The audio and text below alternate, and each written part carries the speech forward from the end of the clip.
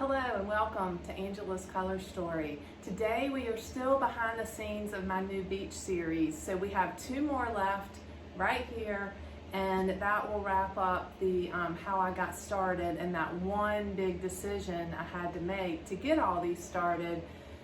That will be wrapping up. So today we are looking at how I started these two and this single girl. So we'll start with the single girl. The one decision I made on her was the coral colored bathing suit. So that's the one decision I made, and then based on that I decided everything else I needed to know about this first pass and underpainting of this painting. So the coral bathing suit, you can see I put it in straight up. It's more intense and brighter than it's probably going to be in the final painting, but it definitely gets my attention. So based on that coral color, I was able to determine that the blue I was going to use is a phthalo blue, because that will be the complement. So that was how I made that decision. So based on that blue that I know that I'm going to come in and use here, I decided to just go ahead and stick with a lighter version of the coral underneath where the water will be on the next pass. So the bathing suit is coral and it's bright and intense, and the background here is also coral, but it's lighter. So that's how I made that decision. I put in a little pop of yellow here just because I thought that'll work. And otherwise, this is just the dark for the reflection. So that was a really pretty simple process to get the first pass down. So that's how the coral bathing suit got started.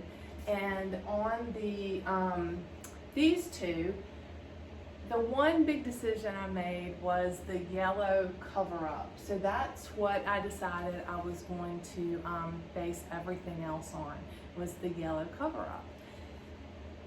So I know that with the yellow cover-up and this particular color of yellow, the complement of that is going to be ultramarine blue. So eventually there will be some ultramarine blue in here. So I had that in my thought process. I also know that this kind of sand color is just going to be lighter. It's also going to be a warm. So I decided to just sort of go ahead and use a grayed down yellow back there as well for now. That will build. I put a little pop of the ultramarine blue here in the foreground, and kind of where the shadows and the sand are going to be, just to give myself a reminder.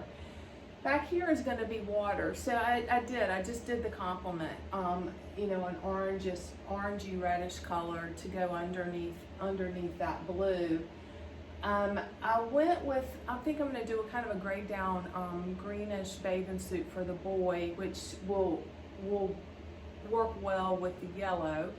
The two buckets are not the main attraction, so I don't want to put a really bright color that's going to take over on those buckets. So I'm starting with just a greenish earth tone, and then I'll build that as I go. I just don't want them to be, you know, catch everyone's attention. I want this cover up to catch the attention and then bounce back and forth to the boy. Up here is going to be a lot of weeds of grass, so that are sea oats. So this is just an earthy green underneath. So that's how I got started for the yellow cover up. So these are giving me great titles for these paintings too: the coral bathing suit, the yellow cover up, the turquoise bucket from the very first one of this series. So that's pretty fun.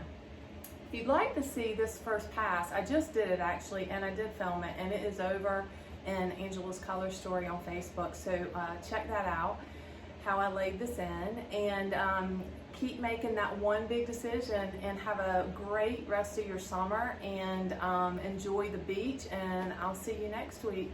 Cheers.